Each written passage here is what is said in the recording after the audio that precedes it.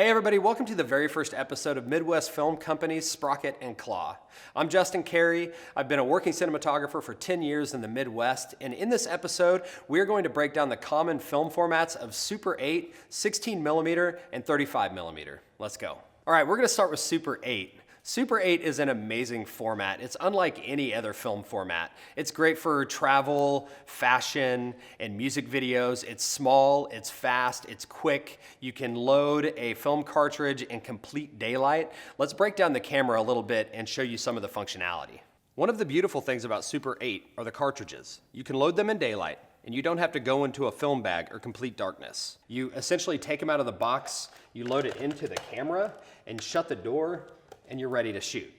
Another great thing about Super 8 cameras is the vast majority of them come with this handle. It's super easy to hold on to, and it's built to be handheld. This camera is built to be put up to your face and to shoot very, very quickly. Inside this handle and most Canon Super 8 cameras, you have AA batteries, which you can buy anywhere, which means you're not fumbling around the internet trying to find some battery that's been discontinued for 20 years. When you're shopping for a Super 8 camera, the most important thing, in my opinion, is that you buy a camera that shoots 24 frames per second.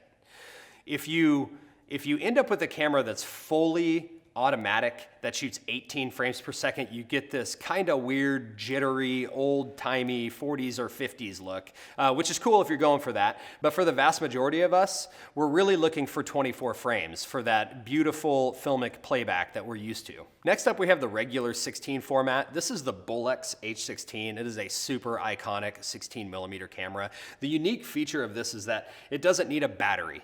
So you essentially wind the camera up. After you've wound it all the way, it'll shoot for about 25 to 30 seconds, and then you just wind it back up and you get another 25 or 30 seconds out of it. Another unique feature is that it shoots up to 64 frames per second. So as you can see, you have a range from 12 all the way up to 64 frames per second, which is a pretty good variety. I typically work at 24 frames per second, unless I'm doing some sort of overcranked slow-mo, but it is a really, really great option. The next feature of this camera is that I have film loaded in it at the moment, so I can't show you the inside of it right now, but I will when we get to the Bolex episode. It takes these cartridges that are 100-foot daylight spools, which means you can load them in subdued light. So go find some shade, don't load it in direct sunlight, and your film will be fine, and you don't need to be in a completely dark room or a film bag. When it comes to the regular 16 format, I use it a lot of the same ways that I use a Super 8mm camera. A lot of travel, a lot of fashion stuff, a lot of handheld, kind of gritty, kind of street photography look is definitely coming back as a professional format and something that the digital sensors are not chasing. They are chasing 35 and 65mm. There's just something about regular 16 that you can't get with the other formats. Next up, we have the Arri SR2. This is the only sync sound movie camera we have on the bench today. This is a professional movie camera. When it runs, it's super quiet, so you can roll sound. And B, it takes 400-foot magazines, which allow you to shoot for 11 minutes continuously. And the beautiful thing about these mags is they are essentially like a large Super 8 cartridge after they're loaded. Now you do have to load these in complete darkness, but once they're loaded, they essentially snap onto the back of the camera and you're ready to shoot. The other thing that's unique to this camera is that it has a crystal sync controller, which means it runs crystal sync at 24 frames per second.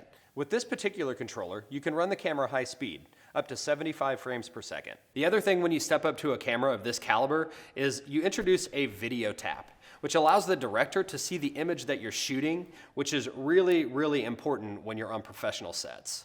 All right, 35mm. This is the end of the road for most filmmakers. If you've been shooting Super 8, you've been shooting 16, and now you're shooting 35, this is kind of what we're chasing.